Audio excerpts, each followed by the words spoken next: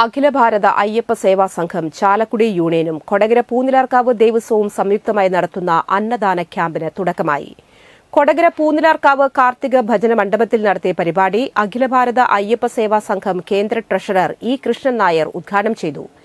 Akhila Bharata Ayyappa Seva Sangham Chalakudy union president E Raveendran അധ്യക്ഷനായി.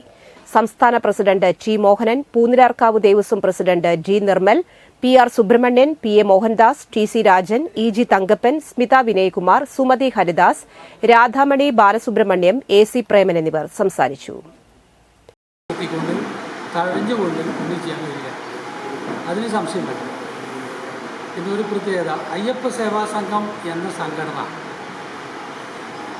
78 വർഷങ്ങൾക്ക് മുന്നേ വേലായുധംപിള്ള രജിസ്റ്റർ ചെയ്യുമ്പോൾ അദ്ദേഹത്തിൻ്റെ ഉള്ളിലുള്ള രൂപഘടന ശബരിമലയ്ക്ക് പോകുന്ന സ്വാമിമാർക്ക് എന്തെങ്കിലും സഹായം ചെയ്യുക എന്നായിരുന്നു. കാരണം ഒരു കുട്ടിയുടെ പനി കണ്ട് ആ ഡോക്ടറായിരുന്ന അദ്ദേഹം ചികിത്സിച്ച് ആ കുട്ടിയെ സന്നിധാനത്ത് കൊണ്ടുപോയി നല്ല രീതിയിൽ മുന്നോട്ട് കൊണ്ടുപോകുന്ന കഴിവുള്ള വ്യക്തി തന്നെയാണ് അദ്ദേഹം. തിരുവനന്തപുരത്ത് അറിയപ്പെടുന്ന ഒരു വ്യക്തിയാണ്.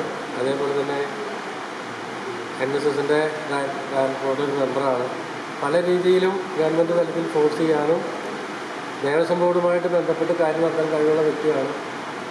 ഇത്തവണ ഒരു 3000 പേരെ വളണ്ടിയറായിട്ട് അയ്യപ്പ സേവാ സംഘം എടുക്കാമെന്നുള്ള ധാരണ വരെ കഴിഞ്ഞ ആഴ്ച ചർച്ചയിൽ നടന്നുണ്ട്. അതൊക്കെ നല്ലൊരു പ്ലസ് പോയിൻ്റാണ്.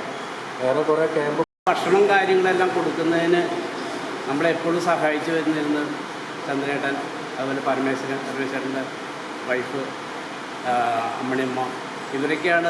ഞങ്ങളൊക്കെ ഇടയ്ക്ക് വരുന്ന വിട്ടിട്ട് ഇതിൻ്റെ ശരിയായ രീതിയിൽ ക്യാമ്പ് നന്നായി നടത്തി പേരും പ്രസിദ്ധിയും ഉണ്ടാക്കിയത് അതുപോലെ വനിതാ സംഘത്തിൽപ്പെട്ട ആളുകൾ എല്ലാവരുമാണ്. നിങ്ങളിൽ ഓരോരുത്തരും